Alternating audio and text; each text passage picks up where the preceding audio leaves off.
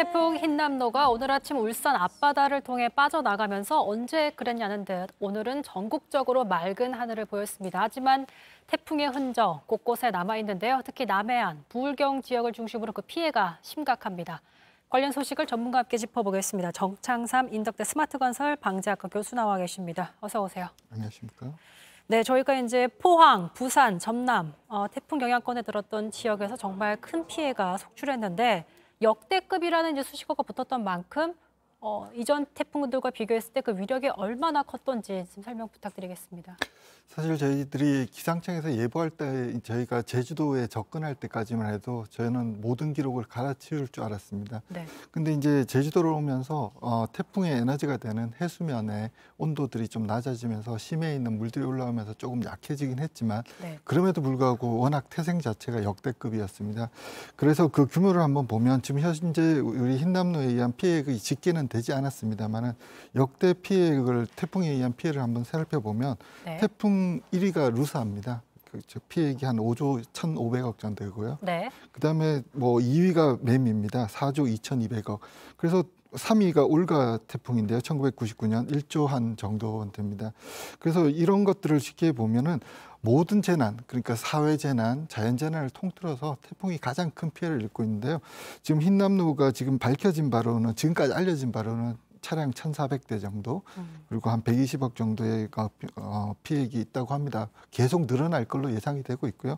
인명 피해를 살펴보면 가장 컸던 건 이제 물론 이제 사라오 태풍이지만 최근 들어서 이제 피해가 났던 거는 이제 루사 때 250명 정도가 인명이 손실됐고요. 네. 그다음에 매미 때 130명 정도 됐습니다. 그런데 저희가 조금 안타까운 거는 지금 현재 우리가 흰남노 같은 경우 2명의 사망자가 확인됐고요. 10명의 실종자가 있는데 이분들도 지금 생사를 알기 어렵기 때문에 굉장히 조금 안타까운 상황이다라고 말씀드리겠습니다. 앞으로 피해가 더 커질 수도 있는 그런 상황이다. 네. 자, 현재 오후 3시까지 전국 기준으로 사망자 2명과 실종 10명이 있습니다.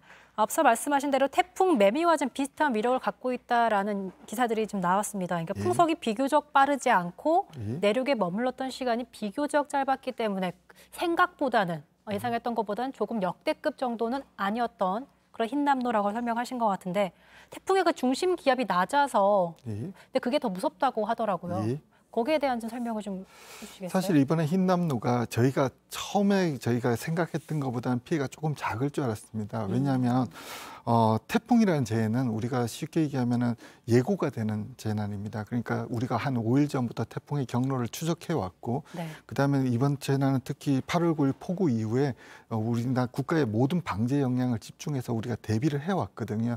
그래서 피해가 조금 적을 것 같았고, 그럼에도 그리고 또 저희들을 좀 도와줬던 건 뭐냐면은 이동 속도가 우리가 예상하기로는 시속 한 30에서 40으로 한반도로 관통할 줄 알았습니다. 근데 저희들이 해안 쪽으로 하면서 시속 70, 80까지 나와줬거든요. 그래서 그래서 저희들이 피해가 좀 줄었나라고 생각을 했지만 이 태풍은 끝날 때까지 끝나는 게 아닙니다. 그래서 특히 이제 영남 알프스가 위치한 산악 효과에 의해서 이제 포항이라든가 경주 쪽에서 집중호우가 나면서 이 지역의 피해가 좀 집중됐던 안타까운 사례를 볼 수 있습니다. 네, 말씀하신 대로 저희가 포항 지역을 좀 살펴보겠습니다. 그러니까 많은 비가 내린 포항에 이제 침수로 인해서 시민이 거리에 고립되기도 했는데 해병대원들이 장갑차를 동원해서 구조할 만큼 상황이 굉장히 심각했습니다. 함께 그 영상을 보고 계신데요. 예.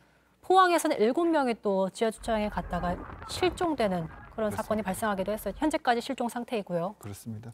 일반적으로 우리가 포항이라는 지역은 가뭄이 굉장히 빈번한 지역입니다. 그래서 재해보다는 가뭄 재해를 많이 겪는 지역인데 이번에는 뜻하지 않게 많은 폭우, 특히 순식간에 400mm라는 비가 왔거든요. 아마 포항 시민들이 경험해 보지 못했던 양이라고 생각합니다. 그리고 예전의 기록을 보면 우리가 태풍 루사가 오기 전까지만 하더라도 400mm가 하루 정도 오는 거는 거의 탑 랭킹 1등의 기록에 해당되거든요. 네. 이게 굉장히 많은 기록입니다. 특히 이번에는 이제 남구 5,500 아파트에서 이제 이런 사건이 생겼는데요. 냉천이 범람을 했죠. 제가 잘은 정확한 분석은 안 해봤지만 냉천이라는 하천이 어떻게 되냐면은 포항 신항 쪽으로 이어지는 항구로 바로 이어진 짧은 구간의 하천입니다. 태풍이 오면서 해수면이 상승하고 그다음에 조위에서도 상승하니까 해수면이 상승하니까 400mm의 비가 오는데 이 빗물이 제대로 빠져나가지를 못한 걸로 네. 판단됩니다. 그러면서 하천이 범람을 했는데 이 하천이 범람되면서 순식간에 물이 들어온 거죠. 그 상황을 보면 그 내수 침수가 일어나니까 경비실에서 차를 빼라고 한 겁니다. 경비실에서는 물이 서서히 차오른다고 판단을 한 거죠. 전문가가 아니니까요.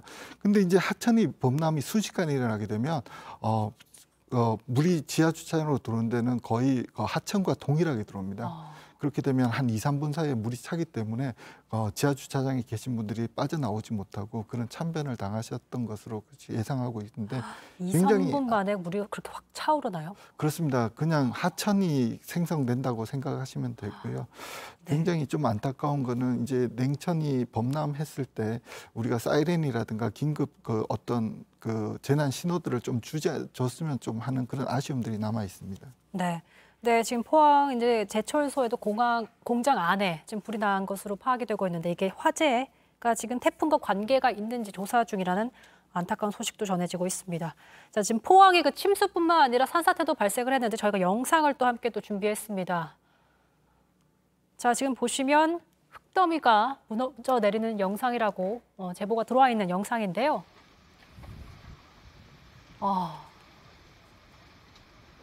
침수뿐 아니라 비가 이렇게 많이 내리면 또 항상 산사태가 발생하기 마련이잖아요.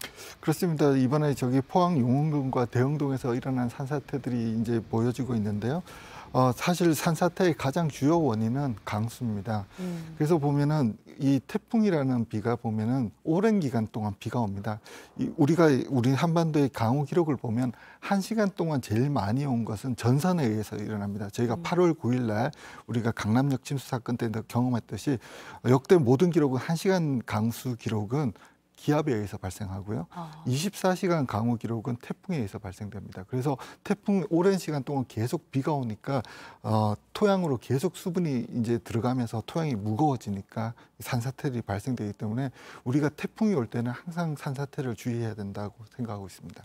저희가 부산 일대 지역도 좀 살펴보겠습니다. 부산에서 이제 태풍 피해 대비해서 상가에 쌓아둔 모래주머니가 날아갔습니다. 그리고 환자가 부서질 정도였는데 특히 이제 고층 아파트 주변 피해가 심각했습니다. 빌딩이 많이 있으면 또 빌딩풍이라고 해서 그런 거에 대한 영향도 좀 있잖아요. 그렇습니다. 제가 어제 이제 그 TV에서 이제 해운대 쪽에 이제 재난 대책을 하고 있다는 영상을 보면서 참 재난을 아직까지 잘 모르신다라고 판단했어요. 왜 그러냐면은 네.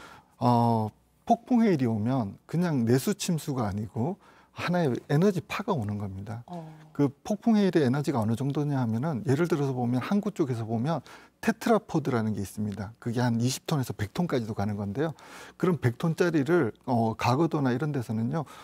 그 폭풍 해일이 때리면 한 20m, 30m가 날아갑니다. 100톤짜리를. 몇 톤짜리가요? 100톤짜리가요. 그러니까 네. 그만큼 많은 에너지를 가지고 있는 파들이 발생하는 지역인데 우리가 합판이라든가 모래주머니를 하나를 쌓아가지고 그걸 갖다가 방지하겠다는 거는 조금 모래주머니로는 역부족이라고 저는 생각을 했습니다. 그래서 지금 만일 그런 구조물 해안에서 이제 카페라든가 식당을 하시는 분들은 가급적 이제 철제로 된 차수벽을 설치하시거나 지속적인 재활용이 가능한 방제 시설물들을 영구적으로 설치하는 것이 중요하다고 생각하고 있습니다. 네, 지금까지 어쨌든 배수 작업이 진행 중이고 또 실종자와 또 사망자가 있기 때문에 피해는 앞으로 좀 늘어날 것으로 안타깝지만 예측이 되고 있습니다. 지금까지 정창삼 인덕대 스마트건설 방재학과 교수 모시고 관련 얘기 들어봤습니다. 고맙습니다.